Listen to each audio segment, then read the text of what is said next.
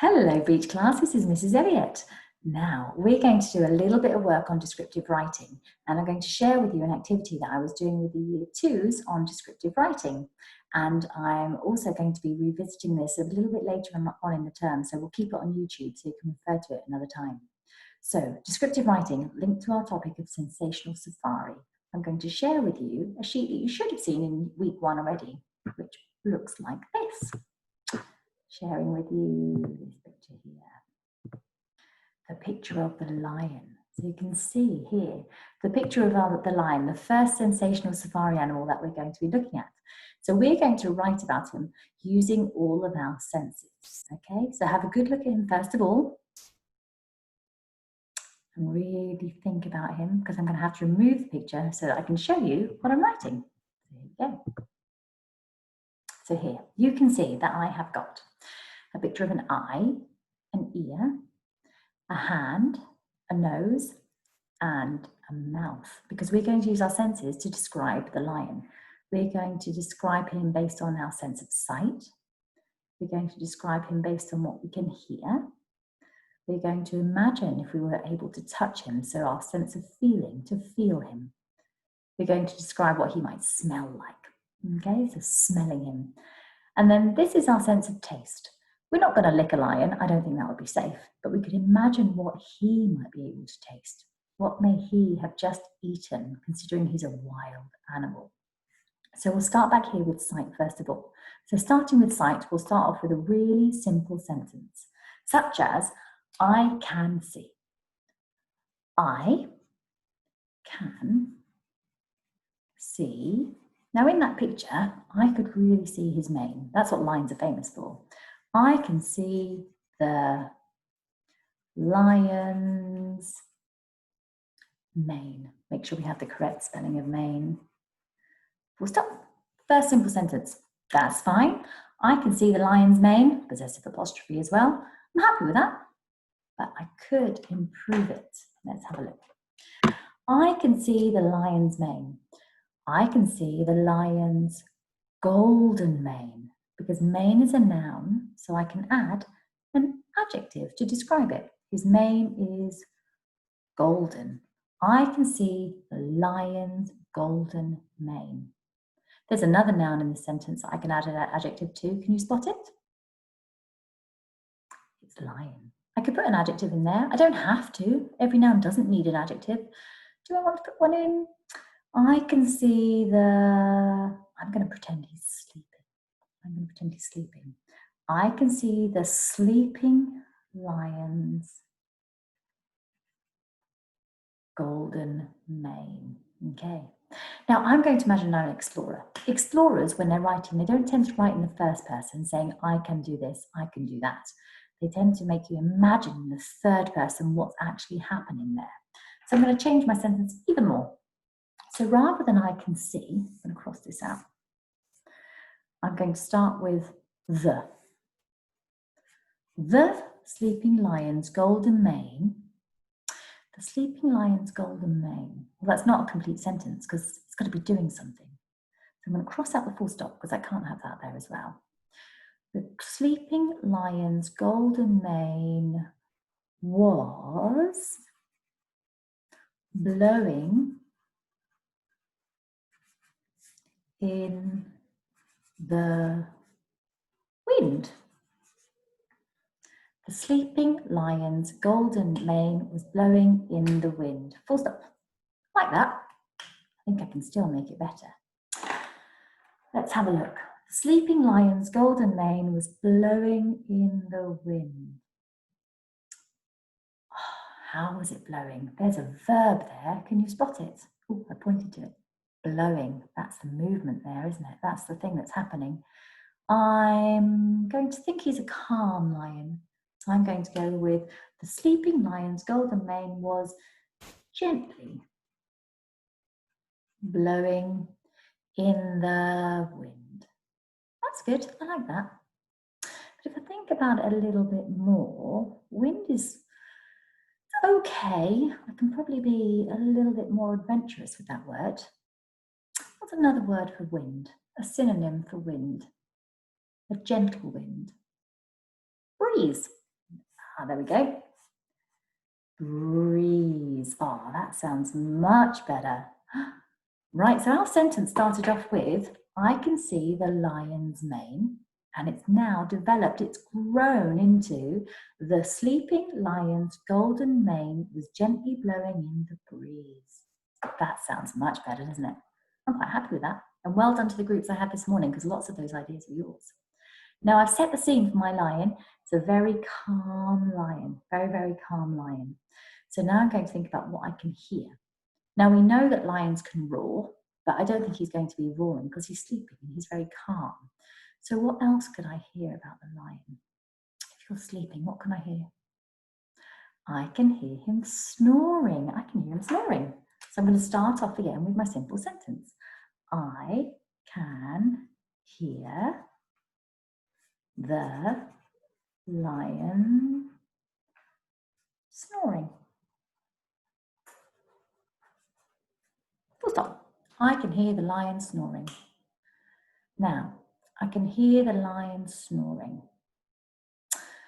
I can hear the lion snoring. I've already said the lion once. What can I change that to? What can that noun be changed to? Oh, I can change it to a pronoun because I can say, I can hear, not the lion again, we've already said the lion. I can hear him snoring. I can hear him snoring. Yeah, good. Now, go with another pen. Here we go. I can hear him snoring, but we don't have I can hear because remember we said we're explorers. And explorers tend to set the scene in a third person, so talking about what's happening rather than I can. So if I cross out I can hear, it now says him snoring. Oh, my pronoun doesn't work there now, does it? Not him snoring, it's, have a think, what could it be? I could say the lion snoring again, but I don't want to keep saying the lion, the lion, the lion. His, I'm going to put in the word his. So not him snoring, because that's not right. His snoring, but that's not a sentence. So I've got to cross out the full stop as well, because the sentence is going to continue. His snoring, now I imagine he's a big lion, and I think that his snores could probably be heard a really long way away. His snoring could be heard. The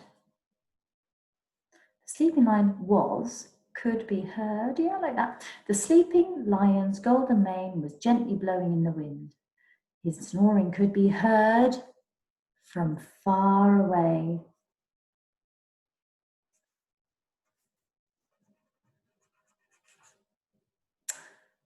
By who? His snoring could be heard from far away by the birds in the trees. His snoring could be heard from far away by the birds in the trees. Good, I like that. Now I'm going to change it slightly though, because the writing can always improve. His snoring could be heard from far away by the birds in the trees. Now, to be that loud, that's quite surprising, isn't it? I can put in an ly opener at the beginning. So I could say, surprisingly, his snoring, describing snoring, his snoring. You can hear it from far away, it must be loud. So where should I put loud? Surprisingly, he's there.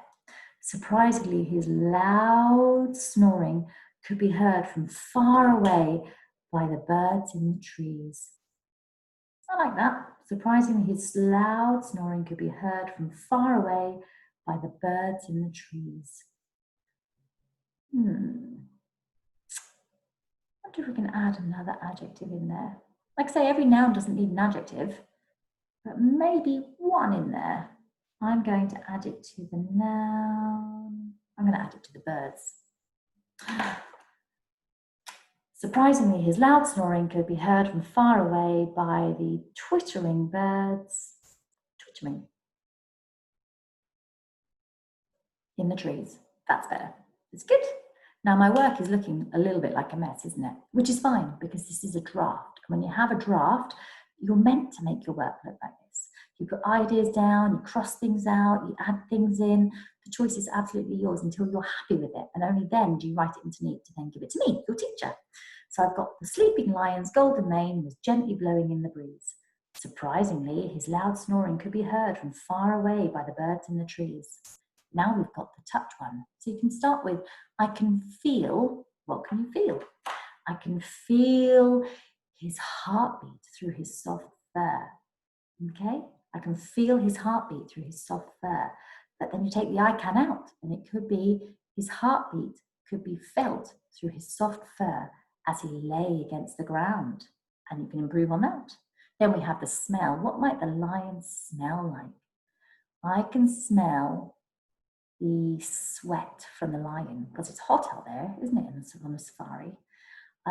So it could be, so rather than I can smell the sweat of the lion, you can then have the lion's sweat and then tell us what it's doing. The lion's sweat was dripping down its back. And then we have the licking one. We're not going to taste him. You can't say I can taste, but you could say what the lion has just tasted. Okay, so you could say that the lion was licking his lips in his sleep as he remembered what animal was he just eating. Okay, so that's the start of 5 good sentences describing our lion. Okay, so that's your task for week 1. And like I said, I'm going to use this video again later on in the term, where I'm going to give you 5 new animals from a book that we're going to share. And I want you to use the same style of writing. So just do 5 sentences, but they need to be brilliant sentences. So start off with, I have a new page. Start off with, I can see. I can hear. I can feel. I can smell. I can taste. But like I said, no licking safari animals. And then that's a really good start to your descriptive writing, okay?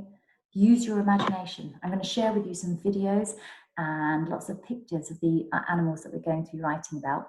And just be inspired. Write down what you feel. Take your time. Don't be afraid of pages that look messy like this. Messy writing is good, okay? It's a process to then do a brilliant piece of work that you're going to share with me, and I can put it all over the school website, okay? Thank you for joining me. And if you have any questions, remember to get mummy or daddy to email in and I can help you. Otherwise, get writing. Take care. Bye.